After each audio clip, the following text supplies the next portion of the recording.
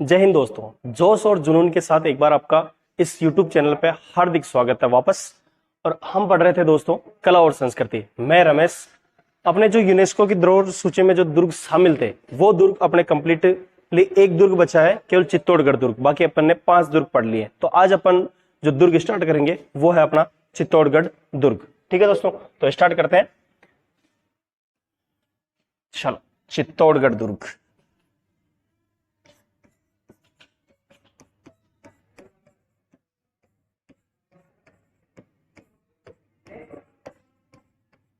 चित्तौड़गढ़ दुर्ग।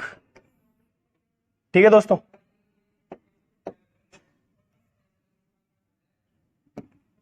क्या पढ़ेंगे अपन? चित्तौड़गढ़ दुर्ग अपना ऐसा दुर्ग जो बलिदान के लिए जाना जाता है, जो अपना जौहर के लिए जाना जाता है और त्याग और बलिदान का दुर्ग। ऐसा कौन सा दुर्ग? अपना चित्तौड़गढ़, जहां पे महान राणा अपने राणा उदय सिंह और राणा प्रताप और राणा कुंभा और राणा सांगा, इन्होंने यहाँ पे राज किया था। और कौन सा वंश था अपना यहाँ पे? मेवाड़ वंश यानी सिसोदिया वंश। ठीक है दोस्तों, तो इस दुर्ग के बारे में आज अपन पढ़ने वाले हैं, क्योंकि इसके पीछे एक कहानी भी छुपी हुई है, रानी पद्मावती की कहानी, जिसको अपन इतिहास के अंदर सबसे पहला जौहर मानते हैं। यहाँ पे जो चित्तौड़ का अग्नि जौहर था जो 1303 के अंदर हुआ था। ठीक है दोस्तों, तो अपन स्टार्ट करेंगे चित्तौड़गढ़ दुर्ग। चित्तौड़गढ़ दुर्ग में अपने पढ़ना क्या क्या है वो सबसे पहले अपन देखेंगे। ठीक है दोस्तों, चलो। तो सबसे पहली बात अपन दुर्गों में देखते क्या चीज है? सबसे पहले निर्माण। सबसे पहले क्या देखते हैं दोस्तों? निर्माण। सबसे पहले इसके अंदर अपन पढ़ेंगे निर्माण। और दोस्तों इसका निर्माण करवाया था चित्रांगद मौर्य या चित्रांग मौर्य ने। किसने करवाया दोस्तों? चित्रांगद मौर्य या चित्रांग मौर्य ने। चित्रांगद या चित्रांग मौर्य। ठीक है दोस्तों, और आपसे अगर सदी पूछी जाए तो कौन सी सदी होगी? 7वीं 8वीं सदी। कौन सी सदी में करवाया था दोस्तों? 7वीं 8वीं सदी। ठीक है दोस्तों, पहली बात होगी निर्माण की। दूसरी बात आती है दोस्तों इसकी, कि दूसरी बात कौन सी आती है इसकी? श्रेणी। कौन सी आती है दोस्तों? श्रेणी। श्रेणी से पहले थोड़ा सा ये देख लेते हैं कि इसका आधुनिक निर्माण किसने करवाया। क्या दोस्तों? आधुनिक निर्माण। इसका जो आधुनिक निर्माण है या चित्तौड़ दुर्ग में अधिकतर निर्माण है वो अपने करवाया है राणा कुंभा ने। किसने करवाया दोस्तों? राणा कुंभा ने। ठीक है दोस्तों, चल बात क्या आ रही है कि सबसे पहले निर्माण। बात क्या आ रही है? निर्माण की। और निर्माण कौन करवा रहा है? चित्रांगद या चित्रांग मौर्य। कौन सी सदी में करवा रहा है? 7वीं 8वीं सदी में। दूसरी बात क्या आ रही है? आधुनिक निर्माण। और आधुनिक निर्माण इसका किसने करवाया? राणा कुंभा ने। एक ग्रंथ है दोस्तों अपने श्यामल दास है, कवि श्यामल दास, उनका एक ग्रंथ है वीर विनोद। उस ग्रंथ के अनुसार राणा कुंभा ने अपने मेवाड़ के अंदर 84 दुर्गों में से 32 दुर्गों का निर्माण करवाया। और ये कौन सी पुस्तक में लिखा हुआ है? वीर विनोद पुस्तक में। ठीक है दोस्तों, चलो आगे चलते हैं और देखते हैं अपन। आधुनिक निर्माण हो गया। आधुनिक निर्माण के बाद में अपन देखते हैं दोस्तों इसकी श्रेणी। क्या देखते हैं दोस्तों? श्रेणी। और श्रेणी मैंने आपको शुक्र नीति जब पढ़ाई थी, शुक्र नीति के अनुसार श्रेणियां बताई थी मैंने आपको 9 प्रकार की। तो जो ये दुर्ग है अपना चित्तौड़गढ़ दुर्ग, इस चित्तौड़ दुर्ग की सबसे बड़ी खूबी यह है कि ये राजस्थान का सबसे बड़ा दुर्ग है और दुर्गों का सिरमौर कहलाता है और राजस्थान का गौरव कहलाता है। तो इसमें उन 9 श्रेणियों में से केवल धानवन श्रेणी को छोड़ करके और सारी की सारी श्रेणियां किसकी है? चित्तौड़गढ़ दुर्ग की, जिसके अंदर अपने पारीद, गिरी, वन, जल, ये सारे के सारे दुर्ग आ जाते हैं। ठीक है दोस्तों, तो इसकी श्रेणी हो जाएगी अपने धानवन को छोड़कर। धानवन को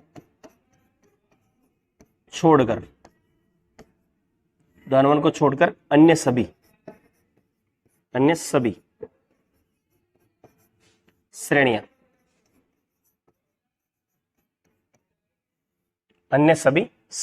क्या बात होगी दोस्तों? श्रेणी का धानवन को छोड़कर अन्य सभी श्रेणियां। ठीक है दोस्तों, अब देखो धानवन को छोड़ दिया तो जल भी होगी और गिरी भी होगी। तो जल है तो कौन सी नदियों के किनारे है? तो ये जो चित्तौड़गढ़ दुर्ग है, तो यह दुर्ग कौन कौन सी नदी के किनारे बना हुआ है? गंभीरी प्लस बेड़स नदियों के किनारे। गंभीरी प्लस बेड़स नदियों के किनारे। तो इस दृष्टि से तो कौन सी श्रेणी होगी इसकी दोस्तों? जल दुर्ग। कौन सी श्रेणी होगी? जल दुर्ग। दूसरी बात आती है दोस्तों कि अपन ने बोला कि केवल धानवन श्रेणी को छोड़कर अन्य सभी दुर्ग की श्रेणी में चित्तौड़गढ़ आता है। ठीक है दोस्तों, तो बात आती है कि भाई चित्तौड़गढ़ जल के तो हो गया, अब गिरिदुर्ग में कैसे आया? गिरिदुर्ग है दोस्तों चित्रकूट, चित्रकूट, चित्रकूट पहाड़ी, चित्रकूट पहाड़ी। और पठार कौन सा दोस्तों? मेसा का पठार, मेसा का पठार।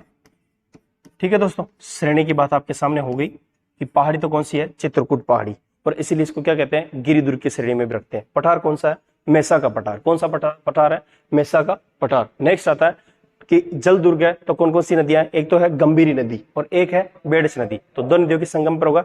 देखो पहली बात होगी दोस्तों अपनी निर्माण। निर्माण किसने करवाया? चित्रांगद या चित्रांग मौर्य ने 7वीं 8वीं सदी में। आधुनिक निर्माण किसने करवाया? राणा कुंभा ने। श्रेणी कौन सी है? दानवन को छोड़कर अन्य सभी श्रेणियों का दुर्ग है। अन्य सभी श्रेणियों का दुर्ग है तो गंभीरी और बेड़स नदियों के किनारे दुर्ग है, इसका श्रेणी कौन सी हो जाएगी? जल दुर्ग। इसकी दृष्टि से श्रेणी कौन सी हो जाएगी दोस्तों? इसकी जल दुर्ग। कौन सी हो जाएगी दोस्तों? जल दुर्ग। क्या लिख देते हैं? जल दुर्ग। ठीक है, और इसकी दृष्टि से कौन सी श्रेणी हो जाएगी दोस्तों? इसकी गिरि दुर्ग। कौन सी हो जाएगी? गिरि दुर्ग। ठीक है दोस्तों, देखो अपनी श्रेणी होगी, निर्माण हो गया। अब बात आती है अपनी प्रवेश द्वार की। किसकी बात आती है दोस्तों? प्रवेश द्वार। चलो प्रवेश द्वार देख लेते इसका। प्रवेश द्वार, और प्रवेश द्वार है दोस्तों इसका पाडन पोल। कौन सा पोल है दोस्तों? पाडन पोल, पाडन पोल। कौन सा पोल है दोस्तों? पाडन पोल। और इसी पाडन पोल के जो पाडन पोल इसका मुख्य दरवाजा है, उसके ऊपर एक है अपने महान योद्धा रावत बाघ सिंह, जिन्होंने दूसरे युद्ध में जो यहाँ पे 3 साके हुए हैं चित्तौड़गढ़ दुर्ग में, उसका दूसरा साका हुआ था रानी कर्मावती के समय, और राजा थे विक्रमादित्य। तो विक्रमादित्य उम्र में छोटे थे और युद्ध का सामना नहीं कर सकते थे, इसलिए इस युद्ध का सामना करने के लिए प्रतापगढ़ के एक ठिकाना पड़ता देवलिया, वहां से एक सामंत आया था जिसका नाम था रावत बाघ सिंह। उस रावत बाघ सिंह ने इस युद्ध के अंदर क्या किया था? केसरिया। तो उसकी जो छतरी बनी हुई है वो कौन से पोल पे? अपने पाडन पोल पे। कौन से पोल पे दोस्तों? पाडन पोल पे। ठीक है, आपको ये चीज याद रखनी है। और आपको पूछे कि चित्तौड़गढ़ के कुल प्रवेश द्वार कितने हैं, तो कुल जो दरवाजे हैं, कुल प्रवेश द्वार या कुल दरवाजे, कुल दरवाजे कितने हैं दोस्तों? 7। कितने दरवाजे हैं? 7 दरवाजे। किसके दरवाजे हैं? चित्तौड़गढ़ के, जिनमें से मुख्य कौन सा है? अपना पाडन पोल। ठीक है दोस्तों, और पाडन पोल पे छतरी किसकी है? रावत बाघ सिंह की। ठीक है दोस्तों, तीसरा पोल आता है दोस्तों इसका भैरव पोल। कौन सा पोल आता है? भैरव पोल। उस भैरव पोल के ऊपर छतरी बनी हुई है अपने 4 हाथों वाले देवता। 4 हाथों वाले देवता किसको कहते हैं? अपन कल्लाजी राठौड़ को। किसको कहते हैं? कल्लाजी राठौड़ को। तो कल्लाजी राठौड़ की छतरी कहां हो जाएगी? भैरव पोल पे। ठीक है दोस्तों, और इसके बाद में अपन आगे देखते हैं, इसका 7वां पोल आता है राम पोल। उस राम पोल के ऊपर छतरी बनी हुई है दोस्तों रावत फत्ता की। किसकी बनी हुई है? फत्ता की, जो फत्ता सिसोदिया थे, जिन्होंने तीसरा जो शाखा हुआ था चित्तौड़ का, उसके अंदर वीर गति को प्राप्त हुए थे। ठीक है दोस्तों, तो दरवाजों की बात हो गई अपनी कि पहले दरवाजे पे किसकी छतरी है? रावत बाघ सिंह की। तीसरे दरवाजे पे किसकी है? भैरव पोल पे अपने कल्लाजी राठौड़ की। और 7वां दरवाजा जो लास्ट वाला राम पोल है, उसके ऊपर किसकी है? फत्ता सिसोदिया की। ठीक है दोस्तों, चलो यहां तक की बातें कंप्लीट। आगे देखते हैं अपन प्रवेश द्वार के बाद में इसका उपनाम। क्या देखते हैं दोस्तों? उपनाम। और उपनाम के अंदर दोस्तों बात आती है अपने कि सबसे पहला उपनाम क्या है, तो इसको कहते हैं अपन दोस्तों दुर्गों का सिरमौर। क्या कहते हैं दोस्तों? दुर्गों का सिरमौर। तो इसका प्रथम उपनाम क्या हो जाएगा? दुर्गों का सिरमौर, दुर्गों का सिरमौर। ठीक है दोस्तों, चल दूसरी बात कौन सी होगी? दुर्गों का सिरमौर। और दूसरी बात यह होती है दोस्तों कि इसको क्या कहते हैं? राजस्थान का, राजस्थान का सिरमौर, सिरमौर। ठीक है दोस्तों, क्योंकि राजस्थान का ये क्या कहलाता है? गौरव। तो तीसरी बात क्या हो जाएगी? राजस्थान का गौरव, राजस्थान का गौरव। ठीक है दोस्तों, और एक बात आती है दोस्तों कि अपना जो सबसे बड़ा लिविंग पोर्ट है, जो राजस्थान का सबसे बड़ा लिविंग पोर्ट है, वो कौन सा है? चित्तौड़गढ़। तो इसका चौथा नाम क्या हो जाएगा? राजस्थान का, राजस्थान का सबसे बड़ा, सबसे बड़ा लिविंग फोर्ट। और दूसरा लिविंग फोर्ट पूछे आपको तो वो कौन सा हो जाएगा? अपना सोनारगढ़ जैसलमेर, जहां पे सर्वाधिक बुर्जे हैं। कितनी है? 99 बुर्जे। ये चीज अपन सोनारगढ़ जैसलमेर में पढ़ चुके हैं। ठीक है दोस्तों, तो देखो पहला नाम क्या है? दुर्गों का सिरमौर। दूसरा क्या है? राजस्थान का सिरमौर। तीसरा क्या है? राजस्थान का गौरव। नेक्स्ट क्या है? राजस्थान का सबसे बड़ा लिविंग पोर्ट। और एक चीज अपन ने दोस्तों पढ़ी थी, जब अपन ने ये पढ़ा था कि उत्तरी सीमा का प्रहरी कौन सा है, दक्षिणी सीमा का प्रहरी कौन सा है, पश्चिम का कौन सा है, पूर्व का कौन सा है। तो उसके अंदर एक चीज पड़ी थी चित्तौड़ के अंदर अपन ने, किसको क्या कहते हैं अपन, दक्षिणी सीमा का प्रहरी, दक्षिणी सीमा का प्रहरी। और प्रहरी को क्या कहते हैं दोस्तों अपन, रक्षक। क्या कहते हैं दोस्तों, रक्षक। प्रहरी को क्या कहते हैं अपन, रक्षक। तो इतनी सारी बातें हो गई, उपनाम हो गए इधर, और इधर प्रवेश द्वार हो गया, इधर श्रेणी हो गई, इधर निर्माण हो गई। चार बातें अपनी दुर्गों की जो अपने सारे दुर्गों में अपन ने पढ़ी है, वो चित्तौड़ की भी अपनी पूरी हो गई। एक बार आप स्क्रीनशॉट लीजिए, फिर आगे चलते हैं।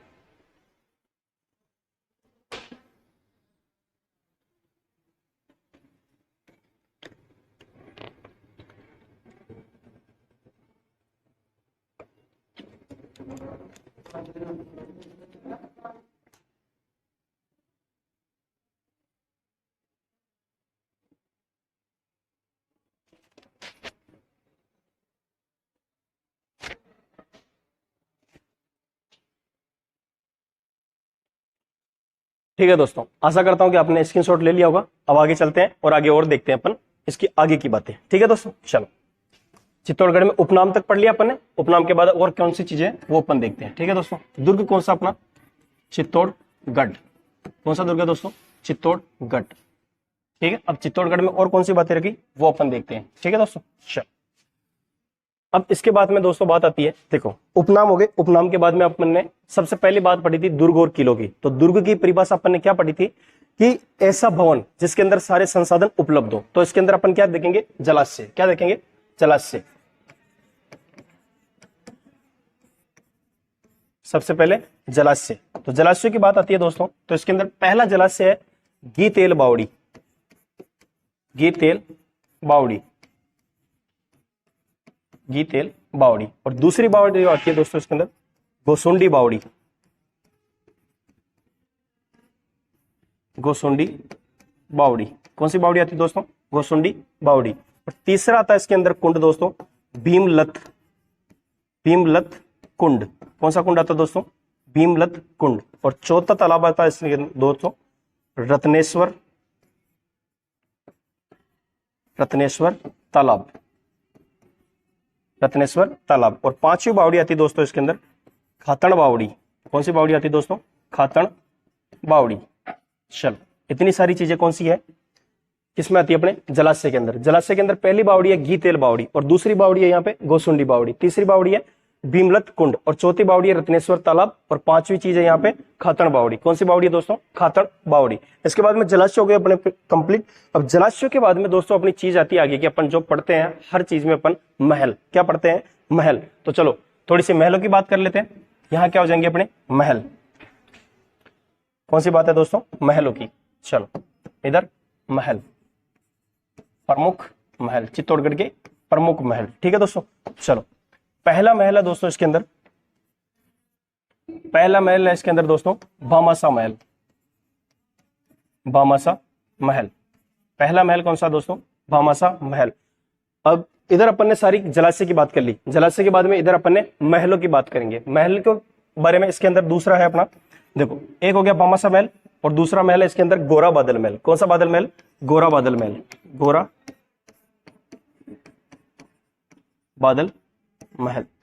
जब अपना चित्तौड़ का पहला साका हुआ था, जिस समय शासक थे रतन सिंह, और उस समय जोहर किया था रानी पद्मावती ने, उस समय केसरिया किया था गोरा और बादल ने। ये दोनों मान सैनिक थे, दोनों सैनिक सेनापति किसके थे, रावल रतन सिंह के, जिन्होंने इसमें क्या किया था, केसरिया। क्या किया था, केसरिया। और रतन सिंह ने भी क्या किया था, केसरिया। तो दूसरा महल कौन सा हो गया, गोरा बादल महल। तीसरा महल आता दोस्तों पद्मिनी महल, पद्मिनी महल, पद्मिनी महल। ठीक है दोस्तों, पद्मिनी महल। ठीक है, और तीन हो गए, चौथा, चौथा आता दोस्तों कुंभा महल, कुंभा महल। ठीक है दोस्तों, और एक महल दोस्तों इसके अंदर आता है टमकण महल, टमकण महल। ये इतने सारे महल कहां पे है दोस्तों, सारे के सारे अपने, इतने सारे के महल अपने चित्तौड़गढ़ दुर्ग में। सबसे पहले अपन ने इधर जलाशय देखे, पहली बावड़ी कौन सी है, घीतेल बावड़ी, दूसरी कौन सी है, गोसुंडी बावड़ी, तीसरी कौन सी है, भीमलत कुंड, और चौथा तालाब कौन सा है, रत्नेश्वर तालाब। नेक्स्ट कौन सी है, खातण बावड़ी। ठीक है दोस्तों, तो ये सारी की सारी जलाशय के अंदर बात आ गई। ठीक है, जलाशय के बाद में इधर अपन ने देखे महल। पहला महल है यहाँ पे भामाशा महल, दूसरा महल है गोरा बादल महल, और तीसरा कौन सा है, पद्मिनी महल। एक चीज ध्यान रखना दोस्तों, ये जो पद्मिनी महल है, अपने इतिहास में कहे तो सबसे सुंदर रानी कौन थी? रानी पद्मिनी, जिनके बारे में कहा होते क्या है कि वो रानी पानी भी पीती थी तो कहां से दिखता था? गले से। तो इस दुर्ग के अंदर भी आपको पूछे कि सबसे अच्छा, सबसे सुंदर और सबसे बड़ा महल कौन सा है? पद्मिनी महल। ठीक है दोस्तों, तो पद्मिनी महल इसका मोस्ट है, इसको ध्यान रखना। कुंभा का निवास करता था अपने चित्तौड़ में, तो चित्तौड़ का क्या हो गया यहाँ पे? कुंभा महल। ठीक है दोस्तों, और एक महल आता है यहाँ पे टमकण महल। ठीक है, यहां तक की बातें कंप्लीट। इसके बाद में अपन आगे क्या देखते हैं? जलाशय हो गए अपने, महल हो गए अपने, अब 2-3 अपन इसके अंदर मंदिर देख लेते हैं। ठीक है दोस्तों, चलो अब बात करते हैं मंदिरों की। अब मंदिरों में अपनी कौन सी बात है वो चीज अपन देखते हैं कि मंदिर कौन कौन से इसके अंदर। देखो, सबसे पहले अपन ने निर्माण पढ़ा, निर्माण के बाद में अपन ने पढ़ी श्रेणी, श्रेणी के बाद में अपन ने पढ़ा इसका प्रवेश द्वार, प्रवेश द्वार के बाद में इसके उपनाम पढ़े, उपनाम के बाद में इसके जलाशय पढ़े, जलाशय के बाद में इसके महल पढ़ लिए अपन ने, महल के बाद क्या बचा? अपना मंदिर। ठीक है दोस्तों, आशा करता हूं कि आपको अच्छे से समझ में आ रहा होगा, और जहां पे समझ में नहीं आ रहा दोस्तों आप कमेंट करके जरूर बताना, मैं आपको वापस रिप्लाई जरूर करूंगा। ठीक है दोस्तों, तो आप बस ऐसे ही पढ़ते रहो यारों, और ऐसे आगे बढ़ते रहो, अपने माँ बाप का सपना ऐसे ही पूरे करते रहो। ठीक है दोस्तों, चलो आगे चलते हैं और मंदिरों की बात करते हैं।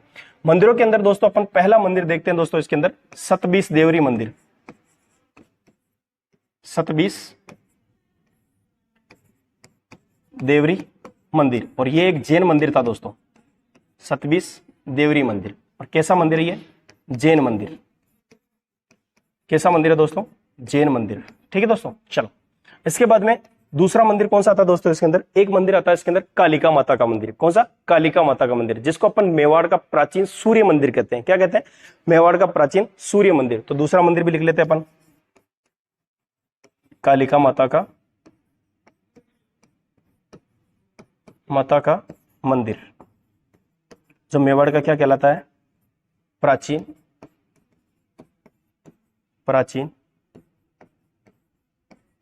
सूर्य मंदिर। क्या कहलाता है दोस्तों? मेवाड़ का प्राचीन सूर्य मंदिर। कालिका माता के मंदिर को क्या कहते हैं?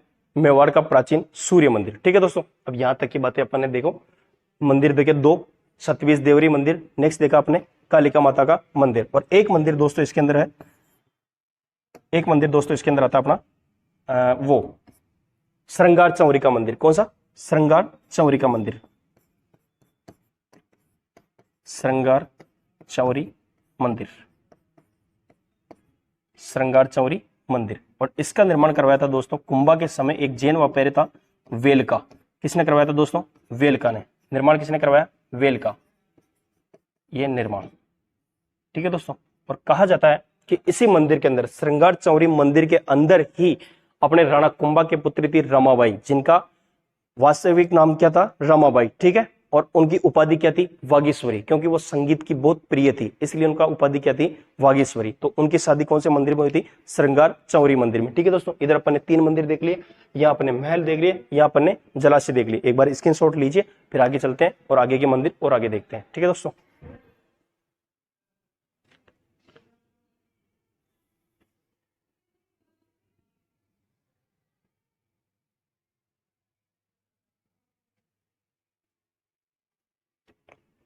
चलो दोस्तों, आशा करता हूं कि आपने स्क्रीनशॉट ले लिया होगा, और आगे चलते हैं और इसके जो मंदिर बच्चे हैं वो अपन आगे देखते हैं। ठीक है दोस्तों, चलो 3 मंदिर हो गए अपने, चौथा मंदिर अपन और देखते हैं, चित्तौड़गढ़ दुर्ग। चित्तौड़गढ़ दुर्ग। ठीक है दोस्तों, चलो इसकी कौन सी बातें चल रही थी अपनी, वो अपन यहाँ आगे देखते हैं। ठीक है, चलो 3 मंदिर हो गए थे, चौथा मंदिर है दोस्तों तुलजा भवानी का मंदिर। तुलजा भवानी का मंदिर, और जिसका निर्माण किसने करवाया था? निर्माण, और निर्माण करवाया था बनवीर ने।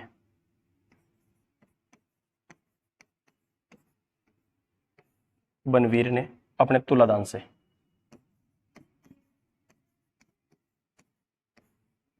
किसने करवाया दोस्तों? बनवीर ने। और बनवीर ने किससे कराया था? अपने तुलादान से, खुद को तुलवाया था, और जो पैसे थे उससे कौन सा मंदिर का निर्माण करवाया? तुलजा भवानी का। ठीक है, और ये तुलजा भवानी का मंदिर है ना दोस्तों, तो ये तुलजा भवानी अपने एक दक्षिण भारत में एक महान राजा हुए हैं, जो मराठाओं के महान राजा थे, और मराठाओं को उन्होंने इकट्ठा किया था और अपने हिंदुत्व को बचा के रखा था। ठीक है दोस्तों, तो चलो उसकी किन की है ये आराध्य देवी? महाराजा शिवाजी की। शिवाजी जो मराठा थे उनकी जो क्या है ये आराध्य देवी। ठीक है दोस्तों, तो याद रखनी अपने को तुलजा भवानी किसकी आराध्य देवी भी है, अपने शिवाजी मराठा की। किसकी है, शिवाजी मराठा की। ठीक है दोस्तों, चलो 4 मंदिर हो गए। 5वां मंदिर आता है दोस्तों इसके अंदर मीरा मंदिर। कौन सा मंदिर आता है दोस्तों, मीरा मंदिर।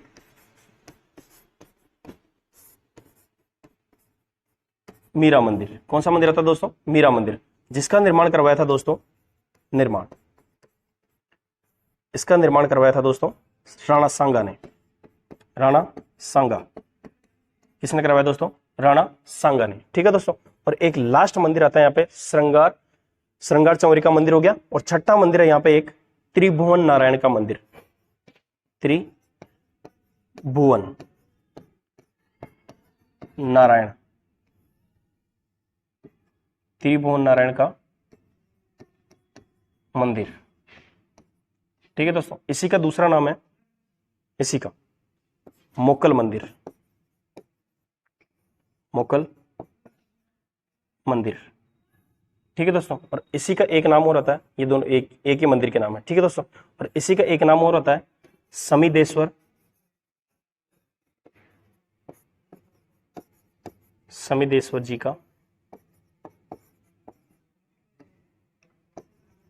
का मंदिर।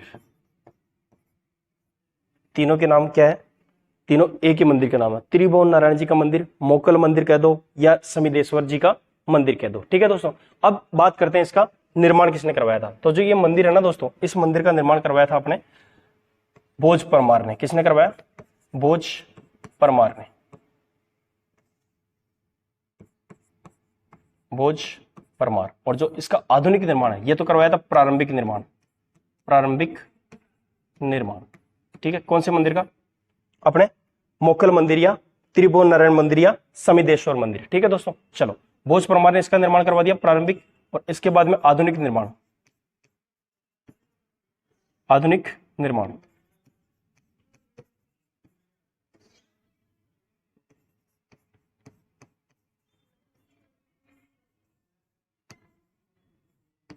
आधुनिक निर्माण। और आधुनिक निर्माण करवाया था दोस्तों इसका राणा मोकल ने।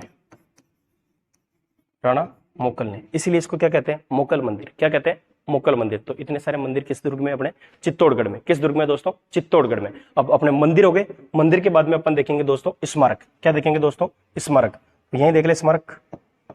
चलो क्या देखेंगे अपन, स्मारक। ठीक है दोस्तों, और स्मारक में मैं आपको छतरियां पहले बता चुका हूं, लेकिन एक बार फिर से देख लो कि एक छतरी है इसके अंदर रावत बाघ सिंह की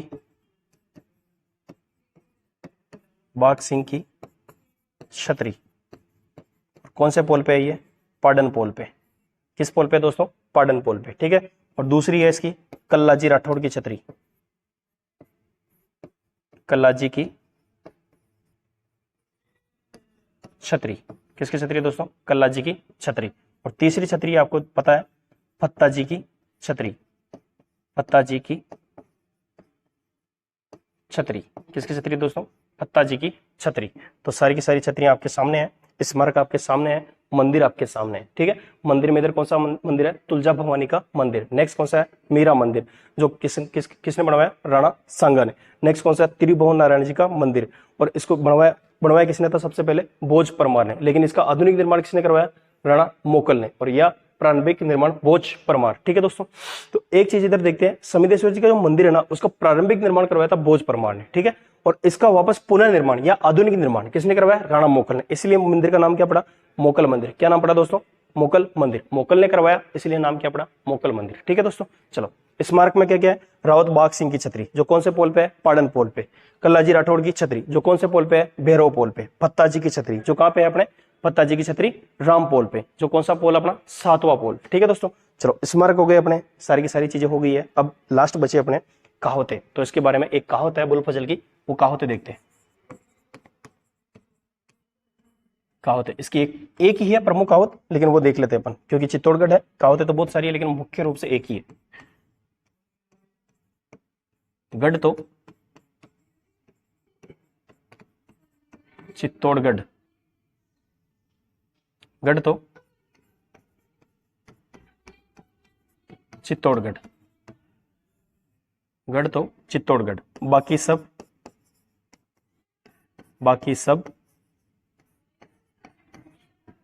गडैया।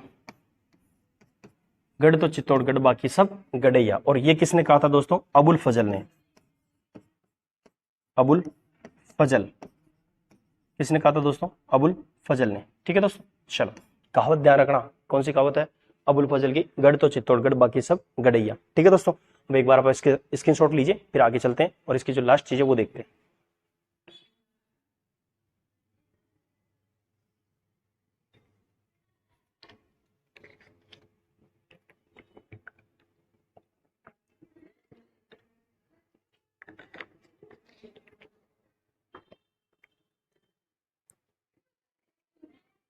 चलो दोस्तों, आशा करता हूं कि आपने स्क्रीनशॉट ले लिया होगा। अब चलते हैं अपन और आगे बढ़ते हैं। ठीक है दोस्तों, चलो नेक्स्ट देखते हैं अपन इसके साके। प्रमुख रूप से साकों के लिए जाना जाता है, तो साके देख लेते हैं इसके। चित्तौड़गढ़, दुर्ग, चित्तौड़गढ़, दुर्ग। साके से पहले दोस्तों एक चीज इसके अंदर अपनी छूट गई है, वो चीज भी अपन देख लेते हैं इसके अंदर। ठीक है दोस्तों, चलो अपने स्मारक के अंदर एक चीज इसके अंदर ये छूटी है कि इसके अंदर एक विजय स्तंभ है और एक कीर्ति स्तंभ है। ये चीज अपनी छूट गई है, ये चीजें अपने को वापस करनी है इसके अंदर। ठीक है दोस्तों, चलो तो स्मारक में लिख लेना दोस्तों ये चीजें, है ना, स्मारक। ठीक है दोस्तों, तो स्मारक में अपना पहला है इसके अंदर कीर्ति स्तंभ, कीर्ति स्तंभ।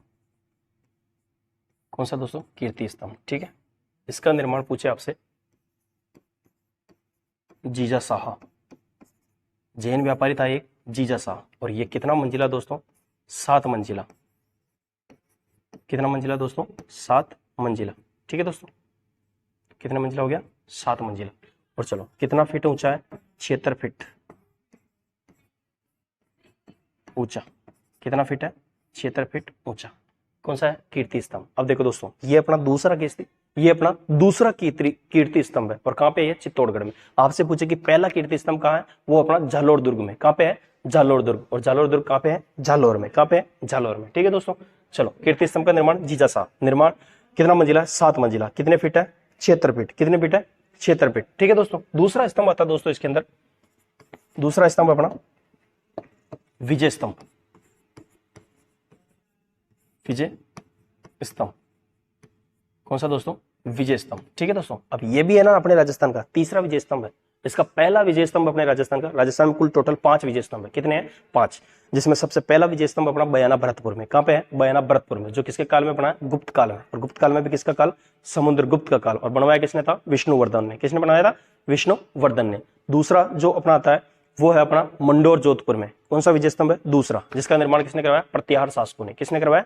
प्रत्याहार शासकों ने। तीसरा जो विजय स्तंभ अपना वो कौन सा है? चित्तौड़ वाला, जिसका निर्माण किसने करवाया? राणा कुंभा ने। और चौथा विजय स्तंभ अपना था आहुआ पाली के अंदर, जिसका निर्माण 1857 की क्रांति की विजय के उपलक्ष्य में ठाकुर कुशाल सिंह तथा क्रांतिकारियों ने करवाया था। ठीक है दोस्तों, और नेक्स्ट अपना लास्ट 5वां विजय स्तंभ आता है जैसलमेर में। और जैसलमेर में कौन से गांव में? तनोड़ में। और तनोड़ में कौन सी जगह? तनोड़ माता के मंदिर में। क्यों करवाया दोस्तों और किसने करवाया? ये चीजें अपनी भारत सरकार ने निर्माण करवाया। और जब 1965 में भारत और पाकिस्तान की लड़ाई हुई थी, तो पाकिस्तान, जिसको अपन नल्ला कहते हैं, क्या कहते हैं? नल्ला।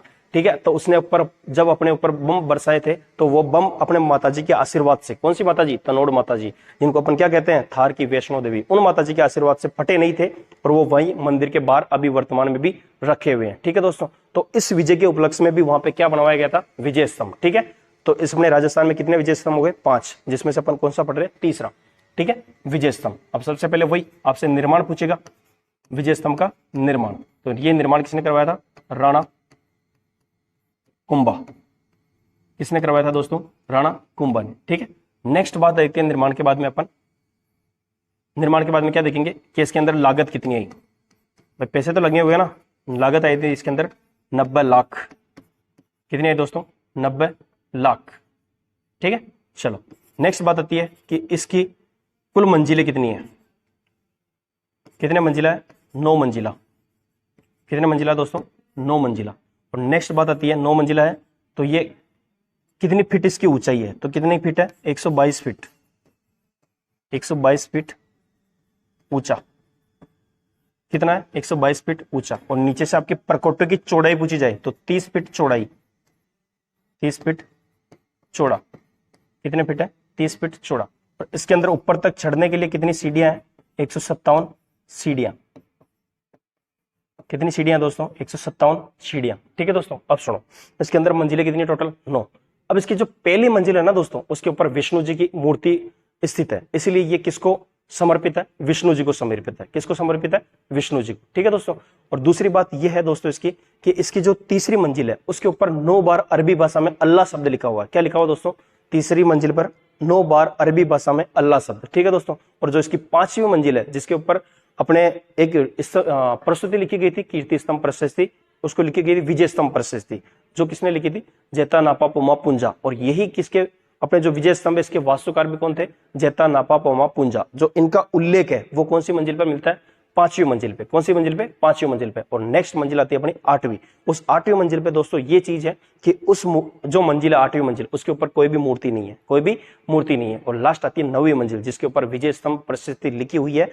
और उसका जो एक अपने जो आकाशीय बिजली गिरने के कारण वो क्षतिग्रस्त हो गई थी, लेकिन उसका पुनर्निर्माण 1857 के अंदर किसने करवाया था? महाराणा स्वरूप सिंह ने। और 1857 की क्रांति के समय मेवाड़ के राजा भी कौन थे? अपने महाराणा स्वरूप सिंह। ठीक है दोस्तों, यहां तक की बातें ऑल क्लियर आपकी? ठीक है, तो अपना विजय स्तंभ भी हो गया, कीर्ति स्तंभ भी हो गया। ठीक है, इधर देखेंगे अपन अब साके। क्या देखेंगे दोस्तों? साके। और साके में आपको समझा चुका हूं कि साके क्या होते हैं, जिसमें केसरिया और जौहर होता है। और यह जो कहीं जगह पर, किसी जगह पर या केसरिया होता है या जौहर नहीं होता, उसको क्या कहते हैं? अर्ध साका। तो अर्ध साके के लिए अपना कौन सा किला जाना जाता है? सोनारगढ़, जैसलमेर। ठीक है दोस्तों, साके। साके की बात आती है दोस्तों, तो इस दुर्ग में 3 साके हुए हैं। कितने साके हुए हैं? 3। सबसे पहले साके की बात करेंगे, पहला साका। तो पहले साके की बात करेंगे दोस्तों अपन, तो इसका सबसे पहले क्या पूछेगा आपसे? सन। क्या पूछेगा दोस्तों? सन। और इस सन का है दोस्तों, यह हुआ था अपने 1303 ईस्वी में।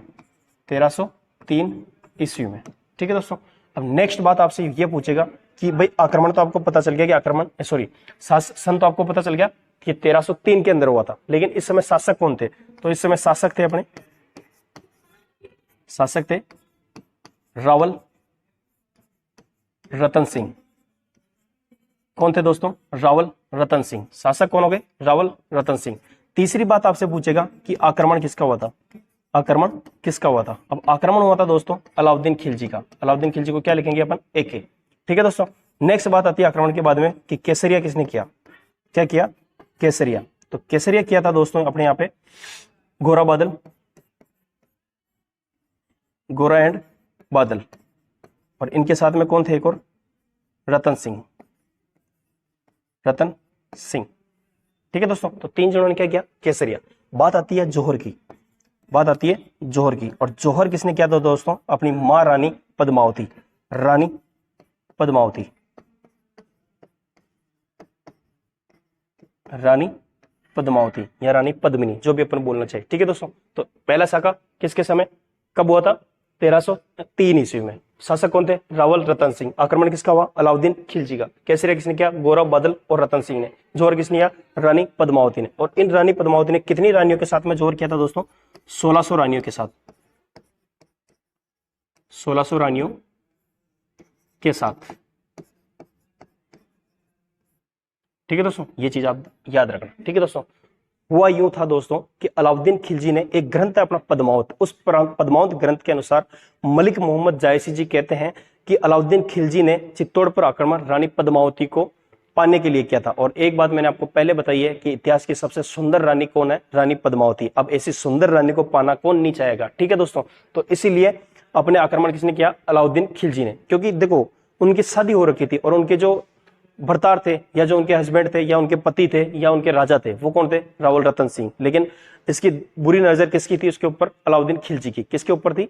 ठीक है, तो बात यूं हुई थी दोस्तों रानी पद्मिनी की कि अलाउद्दीन खिलजी ने इनको पाने के लिए इनके ऊपर आक्रमण किया था। लेकिन आक्रमण से पहले अलाउद्दीन खिलजी ने राणा रावल रतन सिंह को बंदी बना लिया था और उनको अपने कैद में ले लिया था। तो ठीक है, उसके बाद में शर्त रखी थी अलाउद्दीन खिलजी ने कि पहले पद्मिनी दे दो और रतन सिंह ले लो। शर्त क्या रखी थी? पद्मिनी को छोड़ दो दिल्ली और रतन सिंह यहां से ले जाओ। तो पद्मिनी ने शर्त मानी और अपना दिमाग लड़ाया और पद्मिनी जी ने कहा कि ठीक है, मैं आपकी शर्त मानती हूं, लेकिन मेरे साथ में मेरी 1600 दासियां भी आएगी। लेकिन चतुर और चालाक और सुंदर तीनों गुण किसमें थे? रानी पद्मावती में, अपनी मां पद्मावती में। ठीक है दोस्तों, तो पद्मिनी ने क्या किया उन 1600 रानियों की जगह 1600 खतरनाक वाले राजपूत बग्गियों में बिठा दे। किसमें बिठा दिए?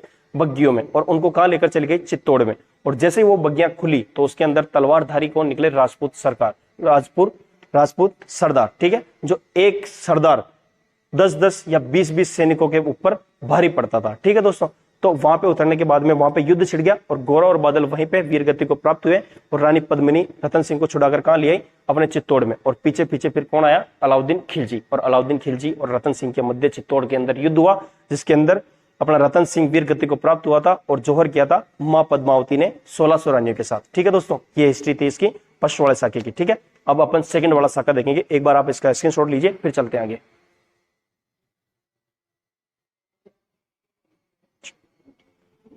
ठीक है दोस्तों, आशा करता हूं आपने स्क्रीनशॉट ले लिया होगा। अब आगे चलते हैं और इसके 2 साके बाकी हैं, वो भी देखते हैं। ठीक है दोस्तों, पहला साका आपका पद्मिनी का हो गया।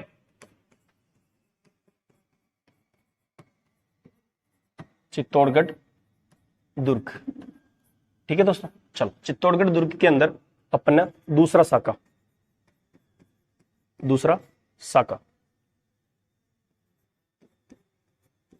क्या देखेंगे? दूसरा साका। और सबसे पहले क्या पूछेगा आपसे? वही सन। और सन कौन सा था इसका? 1534-35। कौन सा सन था दोस्तों? 1534-35। ठीक है, और दूसरी बात क्या पूछेगा आपसे? शासक। क्या पूछेगा दोस्तों? शासक। और मैंने आपको बताया था उस समय शासक कौन था? विक्रमादित्य। कौन था दोस्तों? विक्रमादित्य। ठीक है दोस्तों, और इसकी जो संरक्षिका थी, यानी जो शासन चलाने वाली थी, वो कौन थी? रानी कर्मावती। रानी कर्मावती। कौन थी? रानी कर्मावती। ठीक है दोस्तों, और ये रानी कर्मावती तो जो थी वो किसकी जो रानी थी? राणा सांगा की रानी। ठीक है, किसकी रानी थी? राणा सांगा की। ठीक है, यहां तक की बातें कंप्लीट। इसके बाद में क्या होगा? अपना आक्रमण। आपसे क्या पूछेगा एग्जामिनर? आक्रमण किसका हुआ था? भाई आपको ये तो पता है। आक्रमण हुआ था दोस्तों यहाँ पे बहादुर शाह का। किसका हुआ था? बहादुर शाह। और ये बहादुर शाह कहां का था दोस्तों? गुजरात का। कहां का था दोस्तों? गुजरात का। ठीक है, चलो चीजें ध्यान रखना। आक्रमण किसका हो गया? बहादुर शाह का। ठीक है, अब बात आएगी आपके केसरिया। तो मैंने एक बात बताई थी दोस्तों आपको कि इस समय शासक कौन थे? विक्रमादित्य। लेकिन ये युद्ध का सामना नहीं कर सकते थे, इसीलिए रानी कर्मावती ने विक्रमादित्य और इनके छोटे भाई उदय सिंह को इनके ननियाल बूंदी भेज दिया था। कहां भेज दिया था? बूंदी। और प्रतापगढ़ के देवलिया ठिकाने से किसको बुला लिया? रावत बाग सिंह को, जिसने अपने जो दूसरा साका हुआ था, दूसरा युद्ध हुआ था बहादुर शाह के साथ में, उसकी बागडोर संभाली। ठीक है दोस्तों, तो केसरिया भी यहाँ पे कौन करेगा? रावत बाग सिंह। रावत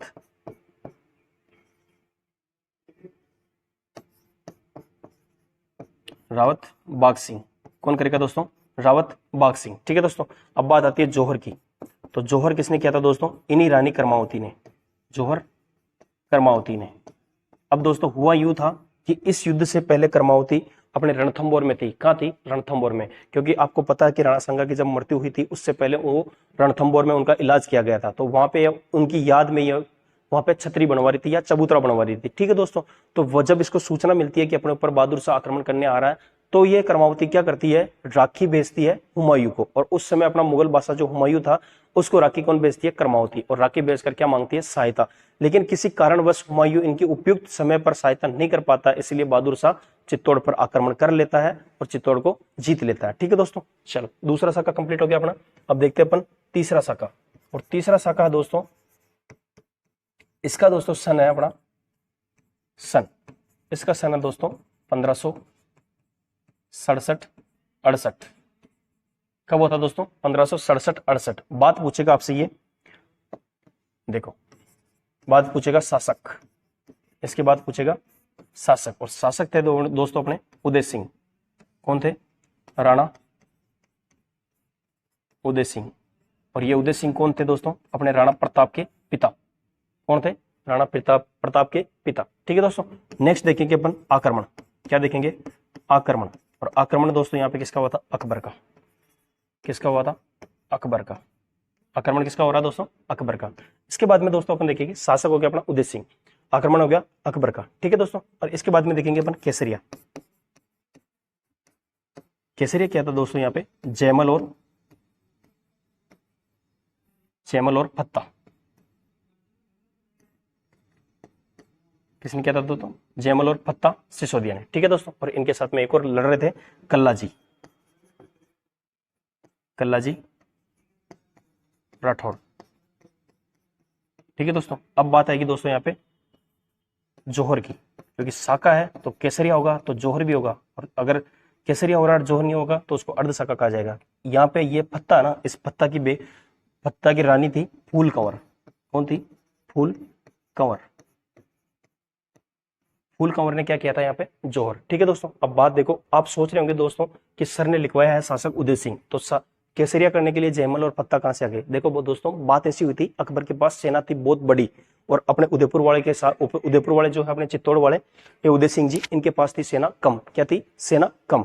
तो बात ऐसी हुई थी दोस्तों कि यहाँ इनके जो सामंत है दरबार के अंदर, उन्होंने समझाया कि आप हो राजा और आपकी जो पीछे संतान होगी वही आगे राजा बनेगी, तो जो ये युद्ध है उसको तो हम संभालते हैं, और आप एक काम कीजिए, इनको लेकर कुंभलगढ़ या गोगुंदा चले जाइए। तो उदय सिंह अपने परिवार के साथ में कहाँ चला गया? गोविंदा की पहाड़ियों में। कहाँ चला गया? गोविंदा की पहाड़ियों में। ठीक है दोस्तों, अब दूसरी बात ऐसे हुई दोस्तों कि ये वहां चला गया तो युद्ध की बागडोर तो कोई संभालेगा ना, कोई मेन तो लीडर तो खड़ा होगा ना, तो लीडर खड़े हुए थे जयमल और पत्ता। कौन हुए थे? जयमल और पत्ता। और उनका साथ किसने दिया था? कल्लाजी राठौड़ ने। ठीक है दोस्तों, तो इस समय जयमल और पत्ता ने तो क्या किया? केसरिया। और उनके साथ में तो कौन थे? कल्लाजी राठौड़। और जौहर किसने किया? पत्ता जी की रानी फूल कंवर ने। सभी रानियों के साथ में जौहर किसने किया? रानी फूल कंवर ने। ठीक है दोस्तों, तो यहां तक अपने साके भी कंप्लीट हो गए, बाकी अपने चित्तौड़ की सारी बातें कंप्लीट हो गई। और विशेषताओं के अंदर दोस्तों अपने की सिर्फ एक बात आती है कि राजस्थान का ऐसा दुर्ग है जिसके अंदर खेती की जाती है। विशेषता के अंदर क्या बात आती है? राजस्थान का ऐसा दुर्ग है जिसके अंदर खेती की जाती है। ठीक है दोस्तों, तो आज तक अपना आज जो दुर्ग है अपना, वो कौन सा दुर्ग कंप्लीट किया अपन ने? चित्तौड़गढ़ दुर्ग। ठीक है दोस्तों, तो आज के लिए इतना ही। ठीक है दोस्तों, चलो, और लास्ट में यही कहना चाहूंगा कि आप खूब पढ़ो, खूब आगे बढ़ो और अपने माता पिता का नाम रोशन करो। ठीक है दोस्तों, जय हिंद।